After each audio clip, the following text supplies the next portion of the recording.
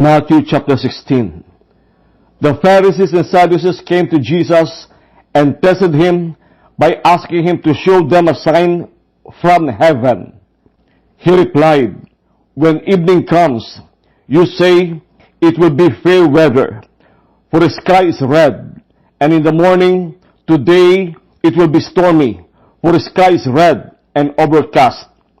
You know how to interpret the appearance of the sky, but you cannot interpret the signs of the times.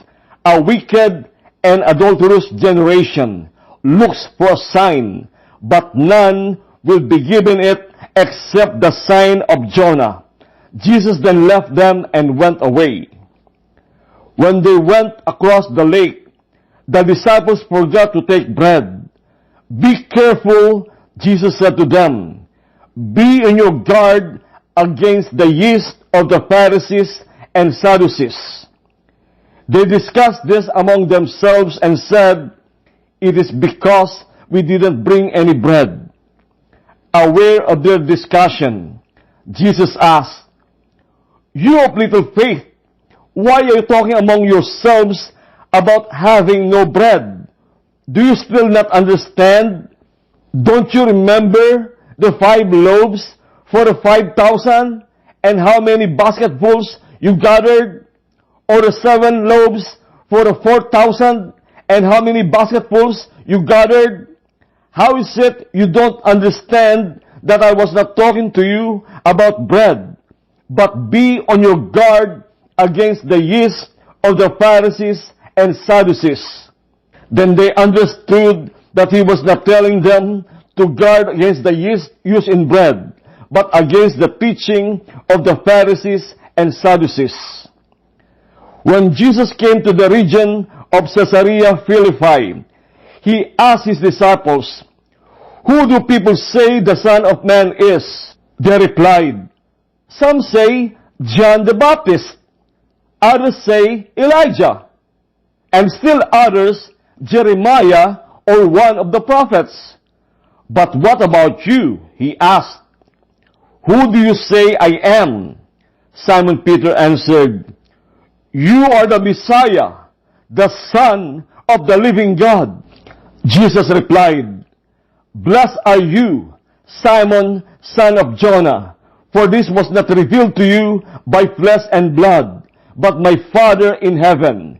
And I tell you that you are Peter, and on this rock I will build my church, and the gates of Hades will not overcome it. I will give you the keys of the kingdom of heaven. Whatever you bind on earth will be bound in heaven, and whatever you loose on earth will be loosed in heaven." Then he ordered his disciples not to tell anyone that he was the Messiah. From that time on, Jesus began to explain to his disciples that he must go to Jerusalem and suffer many things at the hands of the elders, the chief priests, and the teachers of the law, and that he must be killed and on the 3rd day be raised to life. Peter took him aside and began to rebuke him.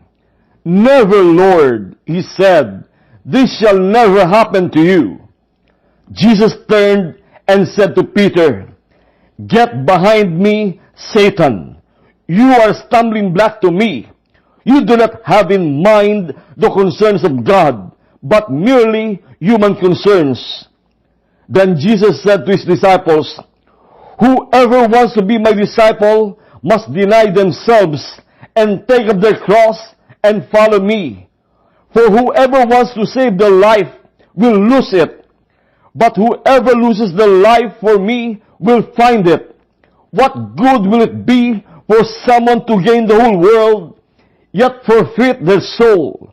Or what can anyone give in exchange for the soul? For the Son of Man is going to come in his Father's glory with his angels, and then he will reward each person according to what they have done. Truly I tell you, some who are standing here will not taste death before they see the Son of Man coming in his kingdom."